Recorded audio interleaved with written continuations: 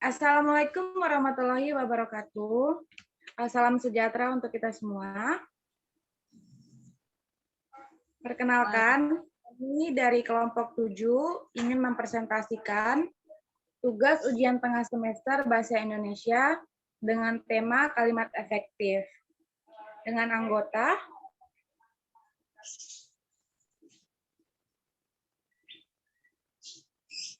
yang pertama, Oktaviana Sitorus dengan NIM 289-215-0345, Prodi Manajemen.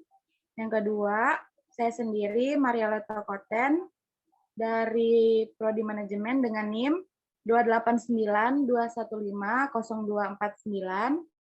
Yang ketiga, Haris Surizal dengan NIM 289-215-0301 dari Prodi Manajemen.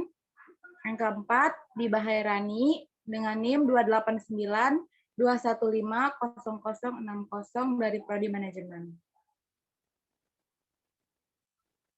Oke. Pengertian kalimat efektif. Kalimat efektif adalah kalimat yang dapat mengungkapkan gagasan penutur atau penulisnya secara tepat, sehingga dapat dipahami oleh pendengar atau pembaca secara tepat pula. Efektif dalam hal ini adalah ukuran kalimat yang memiliki kemampuan menimbulkan gagasan atau pikiran pada pendengar atau pembaca. Beberapa definisi kalimat efektif menurut beberapa ahli bahasa. Yang pertama, kalimat efektif adalah kalimat yang bukan hanya memenuhi syarat-syarat komunikatif, gramatikal, dan sintaktis saja, tetapi juga harus hidup, segar, mudah dipahami, serta sanggup menimbulkan daya khayal pada diri pembaca. Yang kedua, kalimat efektif adalah kalimat yang benar dan jelas, sehingga dengan mudah dipahami orang lain secara tepat. Yang ketiga, kalimat efektif adalah kalimat yang memenuhi kriteria jelas, sesuai dengan kaidah, ringkas, dan enak dibaca. Yang keempat, kalimat efektif dipahami sebagai kalimat yang dapat menyampaikan informasi, dan informasi tersebut mudah dipahami oleh pembaca. Yang berikut, persyaratan kalimat. Yang pertama, kelengkapan struktur, subjek, dan predikat. Yang kedua, pemutasian subjek dan predikat. Yang ketiga, perwujudan makna gramatikal berdasarkan struktur. Oke, slide berikutnya dibacakan oleh Karani. Kepada Karani, dipersilakan. Syarat-syarat kalimat efektif. Yang pertama, koheresi adalah hubungan timbal balik yang baik dan jelas antara unsur-unsur yang membentuk kata itu. Yang kedua, kesatuan artinya kalimat itu harus memiliki unsur-unsur subjek dan predikat atau bisa ditambah dengan objek, keterangan, dan pelengkap yang bisa melahirkan arti yang merupakan ciri-ciri keutuhan kalimat. Yang ketiga, kehematan adalah kehematan dalam pemakaian kata, frasa atau bentuk lainnya yang dianggap tidak diperlukan. Namun dalam hal ini tidak berarti bahwa kata yang menambah kejelasan kalimat boleh dihilangkan. Yang keempat, paralelisme atau kesejajaran adalah kesamaan bentuk kata atau imbuhan yang digunakan dalam kalimat. Yang kelima, penekanan gagasan pokok atau misi yang digunakan yang ingin ditekankan oleh pembicara biasanya dilakukan dengan memperlambat ucapan, melirikkan suara, dan sebagiannya pada bagian kalimat tadi. Yang keenam, kevariasian. Untuk menghindari kebosanan dan keletihan saat membaca, diperlukan variasi dalam teks. Yang ketujuh, logis atau nalar. Suatu kalimat dikatakan logis apabila informasi dalam kalimat tersebut dapat diterima oleh akal atau nalar, bukan strukturnya. Suatu kalimat dikatakan logis apabila gagasan yang disampaikan masuk akal, hubungan antar gagasan dalam kalimat masuk akal, dan hubungan gagasan pokok serta gagasan penjelas juga masuk akal.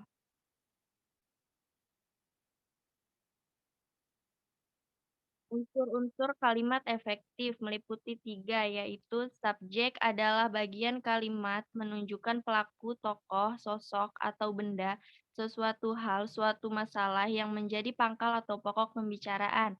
Contohnya, Yang pertama, ayahku sedang melukis. Yang kedua, meja direktur besar. Yang ketiga, berjalan kaki menyehatkan badan. Yang keempat, membangun jalan layang sangat mahal.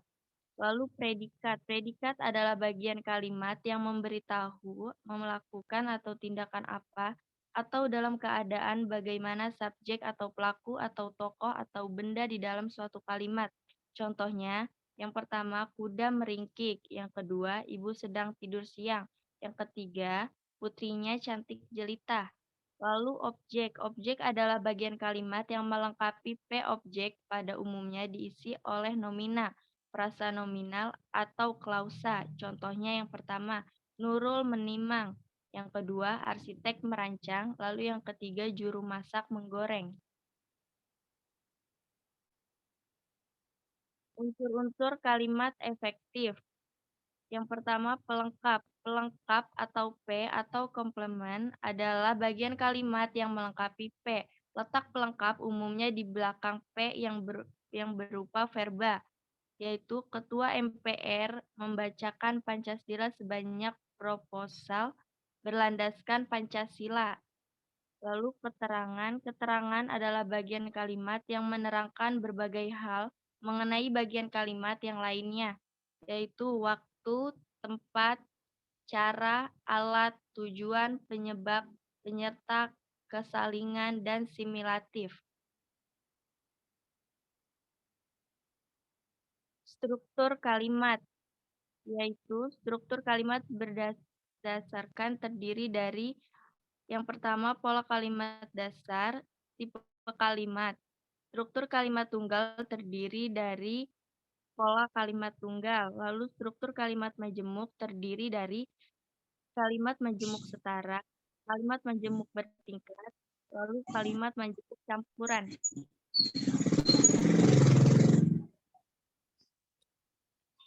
Terima kasih, Kak Rani. Slide berikutnya akan dibacakan oleh Kak Okta. Kak Okta, dipersilakan. Terima kasih, Kak Maria. Ciri-ciri kalimat efektif. 1. Kesepadanan. Ialah keseimbangan antara pikiran atau gagasan dan struktur bahasa yang dipakai. Kedua, keparalelan. Adalah kesamaan bentuk kata yang digunakan dalam kalimat itu. Kalau bentuk pertama menggunakan verba, bentuk kedua juga menggunakan verba. Ketiga, ketegasan. Ialah suatu perlakuan penonjolan pada ide pokok kalimat. Keempat, kehematan. Adalah hemat menggunakan kata, frasa, atau bentuk lain yang dianggap tidak perlu. Kehematan tidak berarti harus menghilangkan kata-kata yang dapat menambah kejelasan kalimat. Kelima, kecermatan. Adalah bahwa kalimat itu tidak menimbulkan tafsiran ganda dan tepat dalam pilihan kata. Keenam, kepanduan. Kepaduan ialah kepaduan pernyataan dalam kalimat itu sehingga informasi yang disampaikan tidak terpecah-pecah. Ketujuh, kelogisan. Kelogisan ialah bahwa ide kalimat itu dapat diterima oleh akal dan penulisannya sesuai dengan ejaan yang berlaku. Kalimat tanya. Kalimat tanya adalah kalimat yang dimaksud untuk mendapat jawaban berupa informasi, penjelasan, atau pertanyaan. Ciri-ciri kalimat tanya menggunakan tanya 5W plus 1H.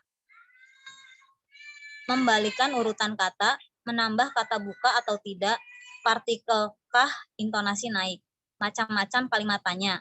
1. Kalimat tanya retoris adalah kalimat tanya yang tidak memerlukan jawaban. 2. Kalimat tanya biasa adalah kalimat tanya yang hanya memerlukan jawaban. 3. Kalimat tanya konfirmasi adalah kalimat tanya untuk pembenaran atau penegasan. 4.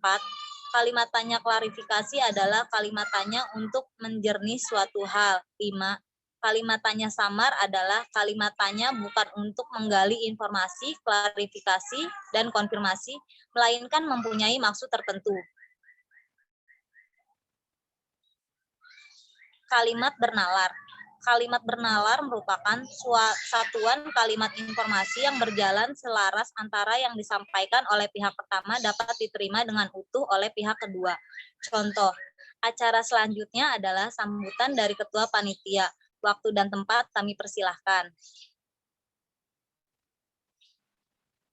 Kalimat suruh, yaitu Pernyataan untuk mengerjakan sesuatu, menyatakan syarat kejadian, tafsiran bermakna ejekan atau sindiran, dan mencegah atau melarang. Berdasarkan strukturnya, kalimat suruh digolongkan menjadi 4, yaitu 1. Kalimat suruh sebenarnya. Ditandai oleh pola intonasi suruh. P-nya terdiri dari kata verbal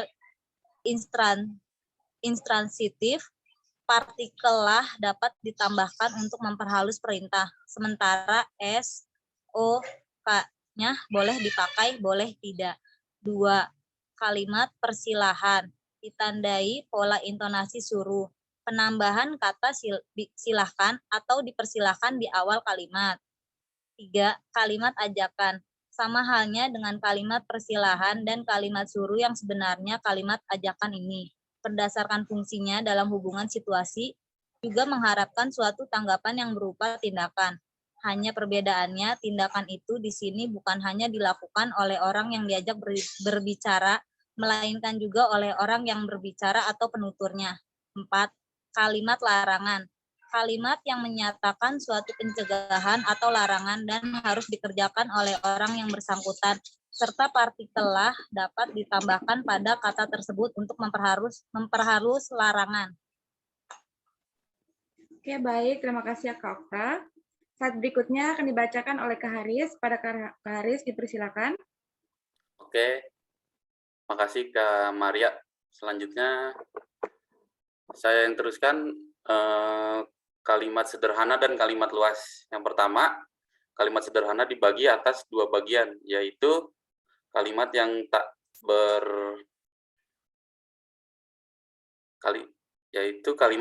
berklausa dan kalimat berklausa 1. Yang kedua, kalimat luas adalah kalimat yang terdiri atas 2 klausa atau lebih. Kalimat luas itu bermacam-macam. Macam-macam kalimat luas terdiri atas kalimat luas setara dan kalimat luas tak setara. Kalimat luas yang setara. Kalimat luas setara adalah struktur kalimat yang di dalamnya terdapat sekurang-kurangnya 2 kalimat dasar dan masing-masing dapat berdiri sebagai kalimat tunggal disebut kalimat luas setara. Ciri-ciri kalimat luas antara lain. Yang pertama, kedudukan pola-pola kalimat sama sederajatnya. Yang kedua, penggabungannya disertai perubahan intonasi. Yang ketiga, berkata tugas atau penghubung, pembeda sifat kesetaraan. Yang keempat, pola umum uraian jabatan kat S''P plus S''P. Oke, selanjutnya L, kalimat luas bertingkat. Yang pertama, kalimat luas bertingkat adalah kalimat yang mengandung 1 kalimat dasar yang merupakan inti atau utama dan 1 atau beberapa kalimat dasar yang berfungsi sebagai pengisi salah satu unsur kalimat inti. Inti itu misalnya keterangan, subjek, atau objek. Dapat disebut sebagai kalimat luas bertingkat jika di antara kedua unsur tersebut digunakan sebagai konjungtor. Lalu penggabungan 2 buah klausa menjadi kalimat luas bertingkat ini memberikan makna yang antara lain menyatakan sebab, akibat, syarat, tujuan, waktu, kesungguhan, pembatasan, perbandingan. Selanjutnya kalimat luas tidak setara. Dalam kalimat luas yang tidak setara, klausa yang satu merupakan bagian dari klausa lainnya. Klausa yang merupakan bagian dari klausa lainnya itu disebut bukan inti, sedangkan lainnya disebut inti. Kalimat bukan inti itu kadang-kadang merupakan objek bagi klausa ini. Contoh, ia berkata bahwa ia mencintaiku. Oke, selesai. Saya kembalikan ke moderator. Silakan, Oke, terima Kak Maria. kasih Haris. Ya, terima kasih Kak Haris. Sekian presentasi dari kelompok kami. Kurang lebihnya mohon dimaafkan.